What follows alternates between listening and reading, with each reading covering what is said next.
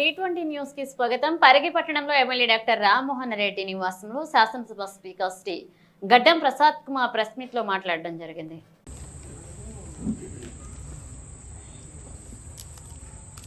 తెలంగాణ రాష్ట్ర ముఖ్యమంత్రి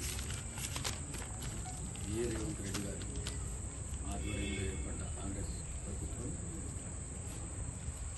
ఇంతకుముందున్న 10 సంవత్సరాలు ఉన్న ప్రభుత్వం ఈ రాష్ట్రాన్ని అప్పుల పాలు అధోగతి పాలు తీసుకెళ్ళడానికి అందరికీ తెలిసింది. అవన్నిటిని లెక్క చేయకుండా ఏవైతే ప్రజలకు ఇచ్చిన మాట వాగ్దానాలు ఉన్నాయో వాటితో పాటు అభివృద్ధి కార్యక్రమాల కొరకు సంక్షేమ కార్యక్రమాల కొరకు పెద్ద ఎత్తున ఇవాళ ప్రతి ఊర్లో ప్రతి మండలంలో ప్రతి నియోజకవర్గంలో రాష్ట్రం అంతటా నడుస్తున్న విషయం అందరికీ తెలిసింది.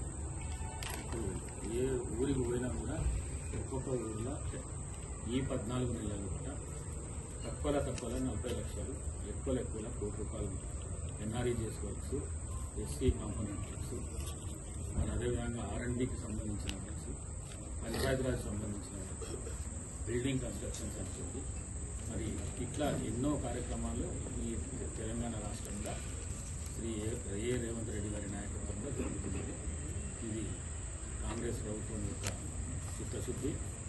ఈ ప్రజాపాలన అని చెప్పి ప్రభుత్వం ఏర్పాటు చేసుకున్న శ్రీ రేవంత్ రెడ్డి గారి నాయకత్వంలో బ్రహ్మాండంగా ఇంకా ముందుకు పోతుందని చెప్పేసి తెలియజేస్తూ సెలవు తీసుకుంటాం. Thank you.